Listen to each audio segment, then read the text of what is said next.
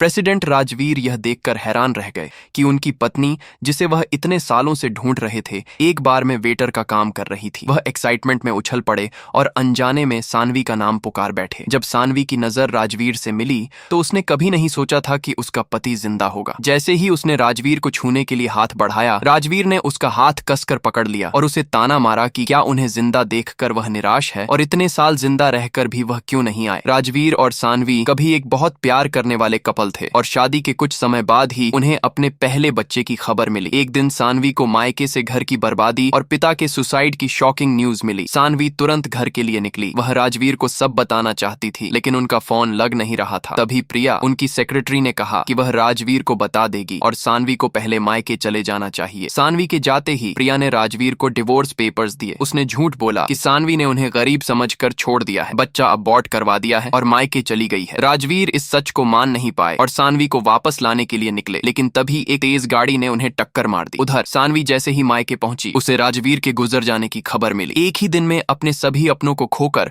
वह गहरे सदमे में चली गई और बेहोश हो गई। इन 5 सालों में सानवी ने अपने बेटे की अकेले परवरिश की। उसे यह जानकर हैरानी हुई कि राजवीर न सिर्फ जिंदा हैं, बल्कि एक बहुत बड़े बिलियनियर बन चुके हैं। राजवीर इन 5 सालों में सानवी की धोखेबाजी और अपने खोए हुए बच्चे के लिए नफरत से भरे थे। उन्होंने बच्चे के लिए एक कब्र भी बनवा दी थी। सानवी रोज अपने बेटे को लेकर राजवीर की कब्र पर आती थी। एक दिन बेटे ने दूर खड़े एक आदमी को देखा जो उसके पिता की कब्र पर लगी फोटो जैसा दिखता था। उसने यह बात सानवी को बताई, लेकिन सानवी ने बस उसकी पीठ देखी और सोचा कि बेटे को शायद कंफ्यूजन हुआ है। इस तरह वे मिलने का मौका चूक गए। बेटे को प्री मैच्योर बर्थ की वजह से एक बीमारी थी। उसकी सर्जरी के लिए पैसे जुटाने के लिए सानवी रात में बार में पार्ट टाइम जॉब करती थी। बार के प्राइवेट रूम में राजवीर अभी भी अपनी वाइफ को ढूंढ रहे थे। तभी दोनों की आंखें आपस में मिली। राजवीर का फोन जमीन पर गिर गया। सानवी ने उन्हें पहचान लिया और राजवीर, तुम जिंदा हो, कहकर खुशी जाहिर की। राजवीर जैसे ही सानवी को गले लगाने वाले थे, उन्हें 5 साल पुरानी धोखेबाजी और खोए हुए बच्चे की याद आ गई। गुस्से में उन्होंने सानवी को जमीन पर धक्का दे दिया। राजवीर के दोस्त ने सानवी को ताना मारा। सानवी ने राजवीर से पूछा कि उसने ऐसा क्या किया है कि वह उसे इतना ह्यूमिलिएट कर रहे हैं। राजवीर ने कहा कि उसने उन्हें डिवोर्स पेपर फेंक कर छोड़ा और बच्चे के बारे में नहीं सोचा। सानवी हैरान हो गई। इससे पहले कि वह कुछ और कह पाती, राजवीर को अपनी सिस्टर रिया का फोन आया। सानवी को लगा कि राजवीर की लाइफ में कोई और आ गया है, इसलिए वह उसे बार बार ताना मार रहे हैं। दिल टूटने पर वह शराब पीकर वहां से चली गई। राजवीर ने सानवी का पता लगाया और 10 गुना कीमत देकर उसका घर खरीद लिया। जब सानवी ने दरवाजा खोला